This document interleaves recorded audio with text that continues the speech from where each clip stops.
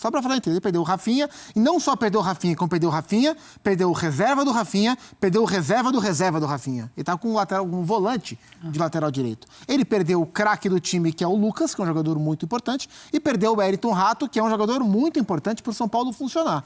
Isso além de outros desfalques que o São Paulo tem. O Rodrigo... Fala, torcedor tricolor, muito bom dia para você que está chegando aqui no canal. Bora começar terça-feira atualizado, informado com as últimas informações do tricolor. O São Paulo que está pressionado com a vitória ontem do São Bernardo. São Paulo está fora da zona de classificação no Paulistão. Após a quebra do tabu e a conquista do título da Supercopa do Brasil, o São Paulo com essa pressão aí, né? 3 jogos que não consegue vencer. Próximo adversário, o Guarani, fora de casa. Bora dar uma olhada aqui nas últimas informações do tricolor. Quero aproveitar aqui também e já deixar os créditos do vídeo ao canal do Barolo, a ESPN Brasil e também Band Esportes, link na descrição. Deixa aquele like no vídeo para você estar fortalecendo o nosso trabalho. Se não é inscrito, se inscreva. Mas agora, sem enrolação, bora pro vídeo, galera. Na competição com apenas 4 pontos ganhos. E aí os próximos compromissos do São Paulo tem o Guarani fora de casa no dia 25, Inter de Limeira fora também no dia 28. Aí tem o Palmeiras em casa, é o único jogo então jogando lá no Morumbis. Mas é o Palmeiras no dia 3 de março e no dia 10 o Ituano fora de casa. Mas que coisa, né, Gustavo Zupac? A gente esperava algo diferente para esse São Paulo, mas depois da Supercopa desandou um pouco. Mas assim, é claro que o São Paulo poderia estar jogando melhor, mas eu não consigo dissociar o desmonte do time, né? O Carpini perdeu muita gente.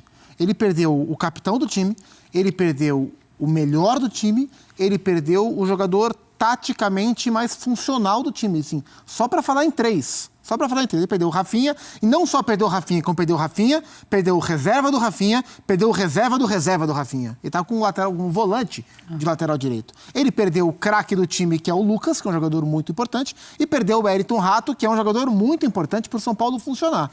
Isso além de outros desfalques que o São Paulo tem. O Rodrigo Nestor já está fora há muito tempo, e existem outros desfalques dentro do elenco do São Paulo. O Carpini até falou que, não quero prometer nada, mas vai que alguns voltam. Então é claro que isso tem um impacto, ainda mais em um time que estava vivendo um grande momento, naquela entre manter o que deu certo na última temporada e aos poucos ir se transformando naquilo que o técnico deseja, com uma grande sequência, né? Com uma sequência importante de clássicos e tal.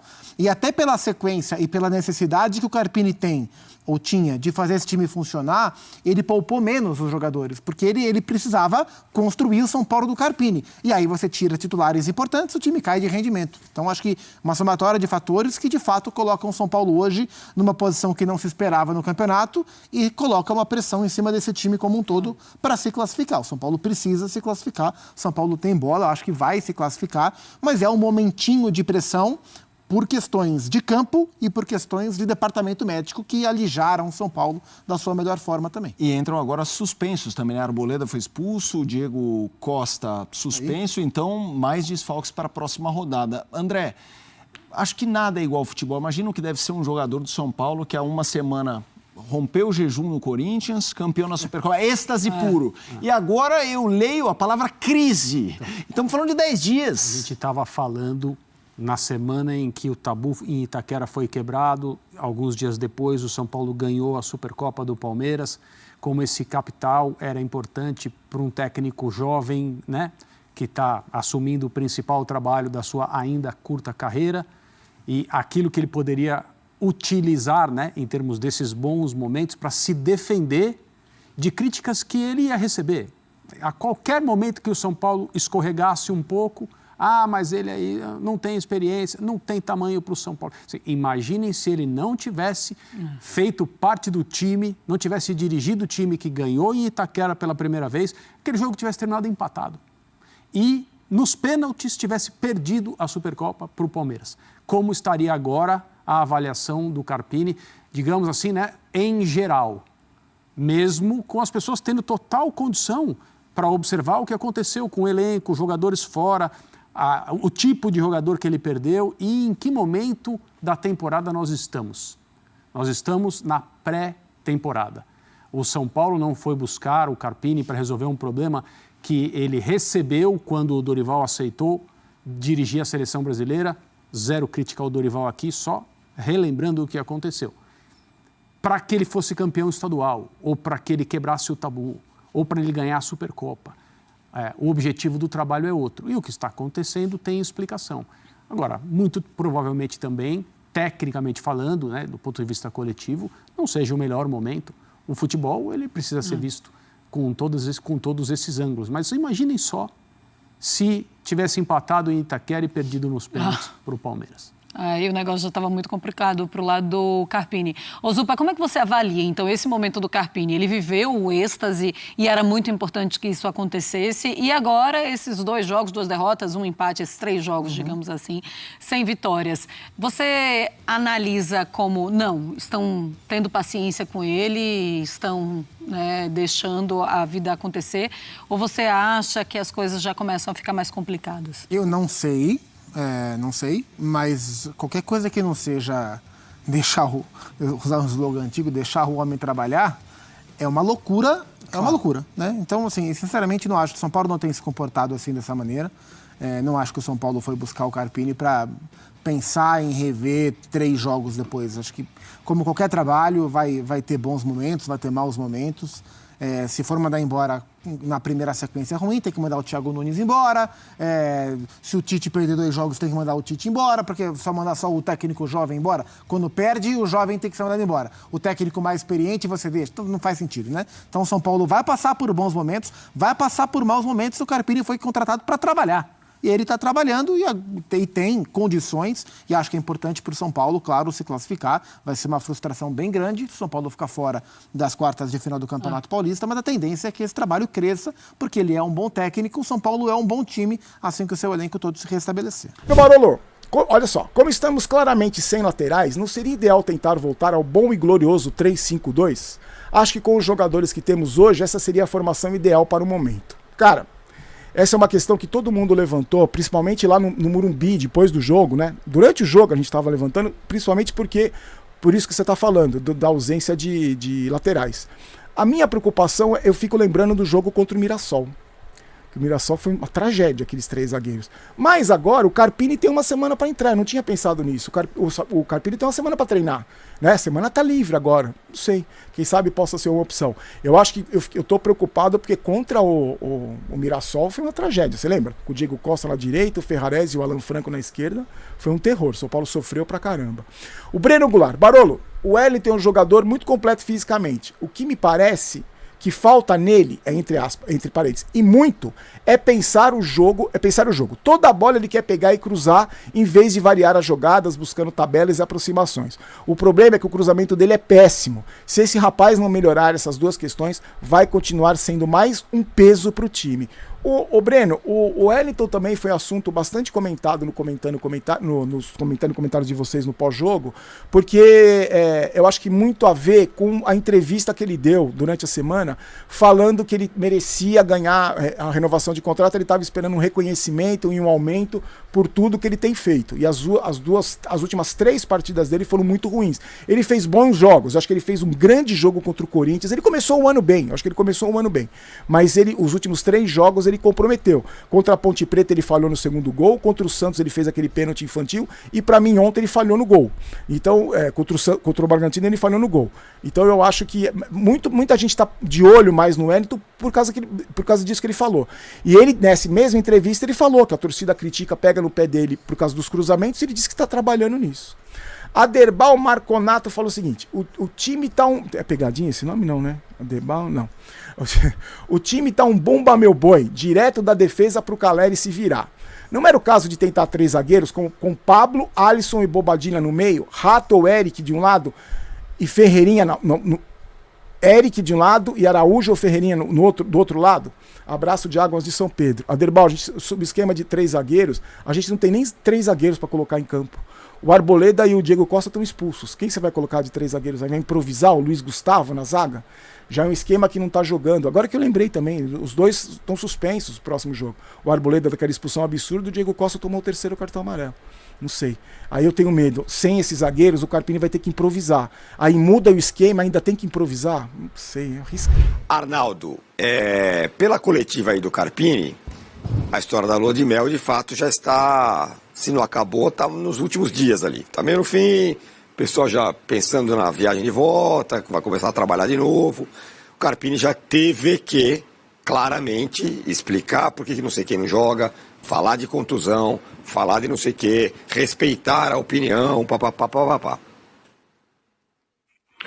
Bom, lua de mel costuma durar uma semana, né? Alguém teve lua de mel maior que uma semana? Só o Massa. Massa, Eu acho que eterno, não, né, né? Massa? A minha é Massa eterna. teve, Eu né? amo a Renata e a gente sempre se sim. Aí, Mas na figura de linguagem, né? No que é a lua de mel, né? Conhecidamente depois do casamento, costuma durar uma semana. E é isso. São Paulo teve a lua de mel com o Carpini durante o jogo de Itaquera e o jogo de BH, Corinthians e Palmeiras. Agora, depois da 9ª partida, a gente já começa a enxergar, porque o que a gente falava aqui quando o São Paulo resolveu tomar essa decisão? Escolher o Carpini para substituir o técnico que estava indo à seleção brasileira e conquistou um título inédito pelo São Paulo. Essa decisão implica uma série de questões. Primeira, o Carpini passa a ser analisado no dia a dia num time grande, coisa que nunca aconteceu na carreira dele. Nós observávamos o Carpini, nós aqui, o Raí Monteiro, nosso editor, na Série B, e nada do que ele tenha feito na Série B, de fato, se aplica ao momento atual que ele vive. Mas algumas características de treinador que ele tem como pessoa estão ali presentes. E agora, depois de 9 jogos, a gente entende um pouco como funciona o Carpini, treinador do dia a dia. Se não nos treinos, nas partidas. 9 partidas, para mim, é um retrato razoável. E acho que ele, primeiro, a gente falava aos poucos o que vinha acontecendo. Aquele time do Dorival, do estilo tico-tico no fubá, que o Tironi não gosta, não existia mais. Ele teve alguns momentos de tico-tico no fubá, justamente no jogo mais difícil contra o Palmeiras em Belo Horizonte. Uma série de questões. Primeiro porque grande parte dos jogadores da época do Dorival estava presente, como o Rafinha, que é um, digamos, dos pilares do tico-tico no fubá, do estilo curto, jogo de construção.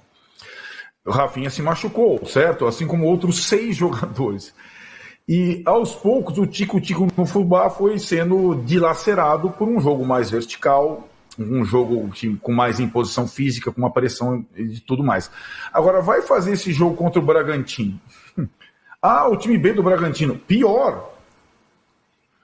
Repare como é que é o time B do Bragantino, fisicamente falando. Você vai apanhar, meu velho. Não tem como.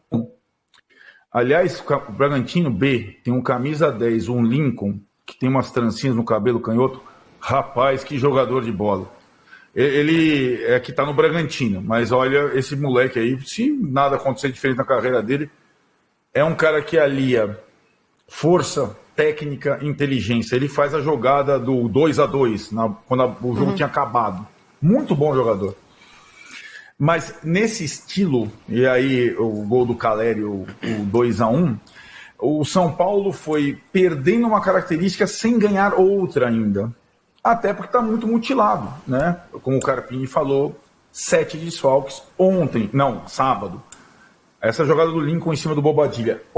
No sábado, com outra vez o lateral direito improvisado, o Bobadilla, que tomou um passeio o tempo todo. Então, assim, o Carpini não tinha muitas opções. De fato, ele não tinha muitas opções para esse jogo. Agora, tudo aí começa esse desgaste, digamos assim, precoce, com uma estratégia muito errada em Campinas, né? Em que ele tinha a faca e o queijo na mão. Ele tinha sido campeão da Supercopa e o time reserva dele tinha ensacado o Água Santa, que não ganhou mais.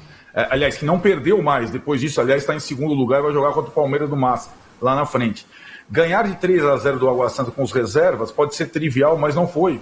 Foi ótima a exibição, inclusive de um novo sistema de 3 jogadores no meio de campo. Pois bem, contra a Ponte Preta, sem torcida do São Paulo, no Caldeirão, Gramado Alto de Campinas, em vez de repetir aquele time e estender um pouco a folga dos titulares física, ele coloca todos os titulares. E aí começou a ruir o castelo.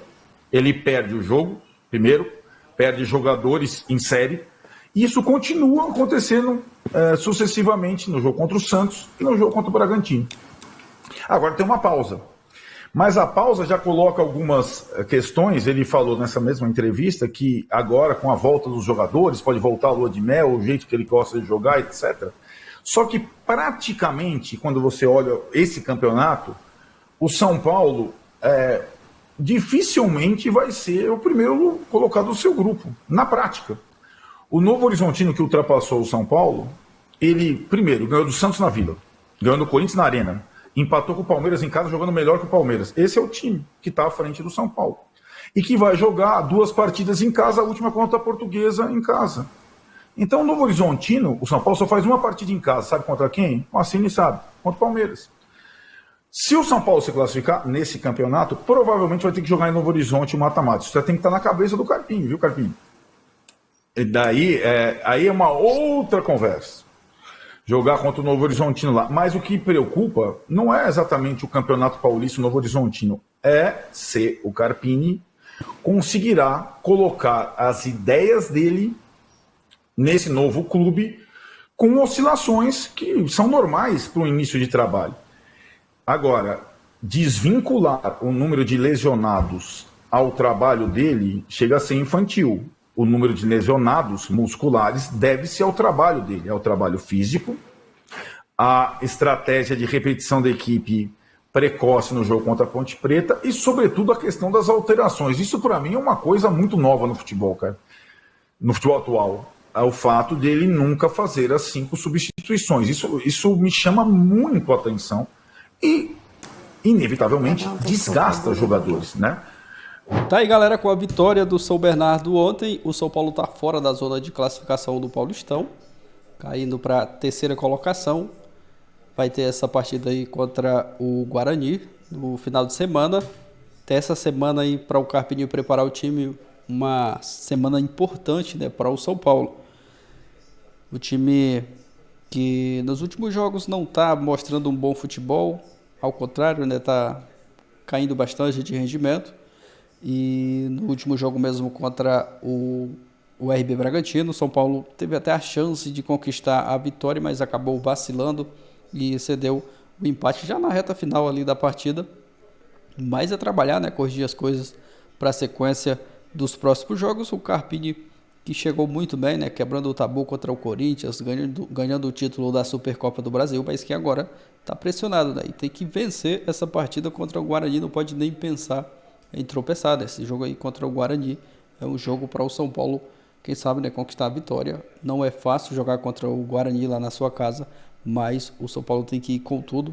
Torcer para que alguns jogadores aí já voltem também, estejam à disposição do Carpini. O São Paulo está sofrendo muito com essa questão de jogadores machucados, né, no DM. Então eu torcer para que eles voltem logo mais e o São Paulo, quem sabe, né, se reencontrar novamente com o caminho das vitórias nessa próxima rodada do Campeonato Paulista. Os próximos adversários do São Paulo, o Guarani fora de casa, depois ele pega a Inter de Limeira fora de casa, o Palmeiras em casa no Morumbi e vai jogar contra o Ituano, jogo fora de casa, contra o Guarani dia 25/2, contra a Inter de Limeira dia 28/2, contra o Palmeiras dia 3/3 e contra o Ituano dia 10/3.